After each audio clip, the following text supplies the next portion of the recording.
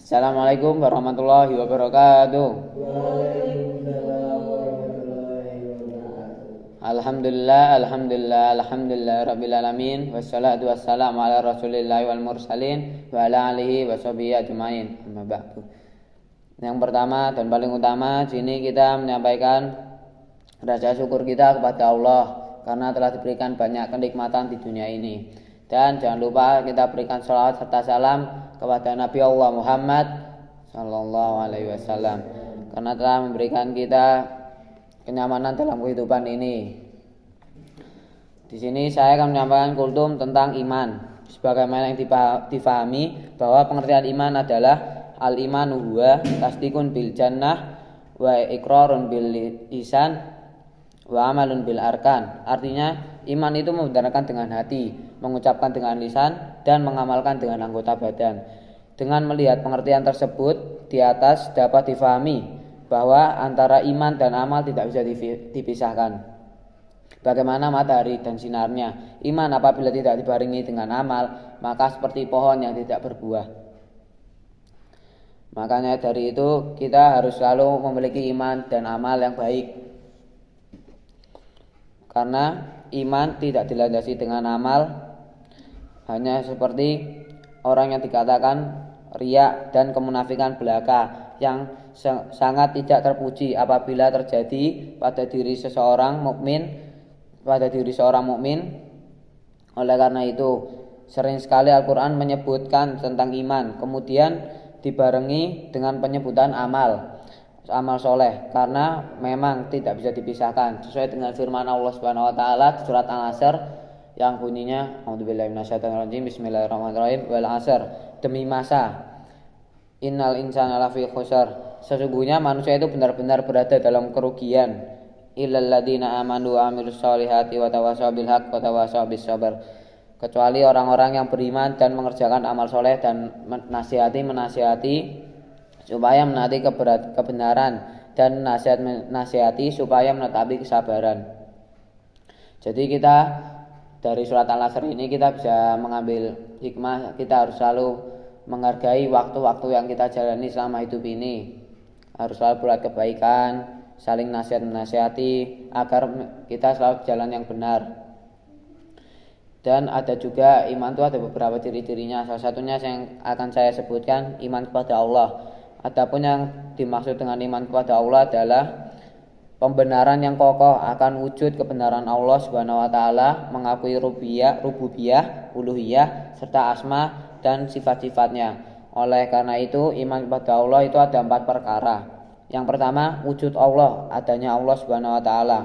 Sesungguhnya mengakui Allah Subhanahu wa taala adalah fitrah manusia. Setiap makhluk telah diberikan naluri beriman kepada penciptanya tanpa harus diajari terlebih dahulu.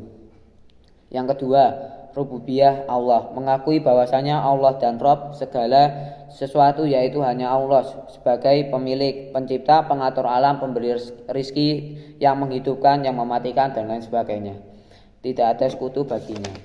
Tidak ada satu makhluk pun yang di luar sana dari kekuasaan Allah, karena Allah adalah penguasa mereka. Allah yang mengatur mereka sesuai dengan kehendaknya berdasarkan hikmahnya. Beriman kepada rububiyah Allah semata tidaklah cukup bagi seorang hamba menjadikan sebagai seorang muslim. Ia harus beriman kepada uluhiyah Allah Subhanahu wa taala. Uluhiyah Allah yaitu percaya secara mantap bahwa hanya Allah semata yang berhak atas segala bentuk ibadah, baik yang lahir maupun batin, seperti berdoa, tawakal, mengharap, minta pertolongan, takut, sholat, zakat, haji, dan lain sebagainya. Allah adalah satu-satunya zat yang berhak disembah. Tidak ada yang berhak disembah selain Allah. Nama-nama dan sifat Allah itu yang keempat, yaitu kepercayaan dan menetapkan asma Allah dan sifat-sifat Allah berdasarkan apa yang dilakukan oleh Allah dalam Al-Quran dan hadis dari Rasulullah SAW. Sebagai apa layak bagi Allah, tidak ada satupun makhluk yang menyamai atau menandinginya. Bukti adanya Allah.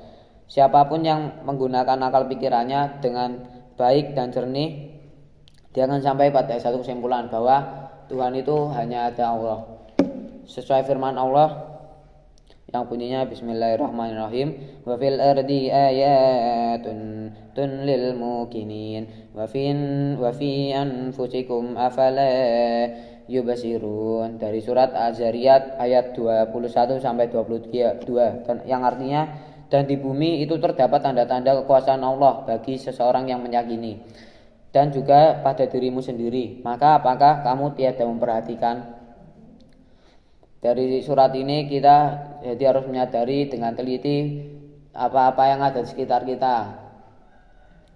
Dan ada juga bukti dari Al-Quran. Surat yang lain ini ada surat Al-Jaziyah yang bunyinya Bismillahirrahmanirrahim, inna fis samawati wal ardi li ayatin lil mu'minin wa fi khalqikum wa ma yubussi min dabbatin ayatun liqaumin yuqinun. Al-Jasiyah ayat 3-4. Artinya, sesungguhnya pada langit dan bumi benar-benar terdapat tanda-tanda kekuasaan Allah Subhanahu wa taala untuk orang-orang yang beriman.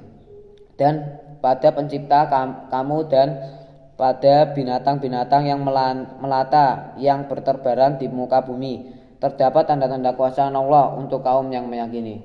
Jadi kita harus selalu meyakini tentang adanya Allah. Mungkin sekian kultum dari saya. Kurang lebihnya mohon maaf. Nun wal qalam wa ma yasturun fastabiqul khairat. Wassalamualaikum warahmatullahi wabarakatuh.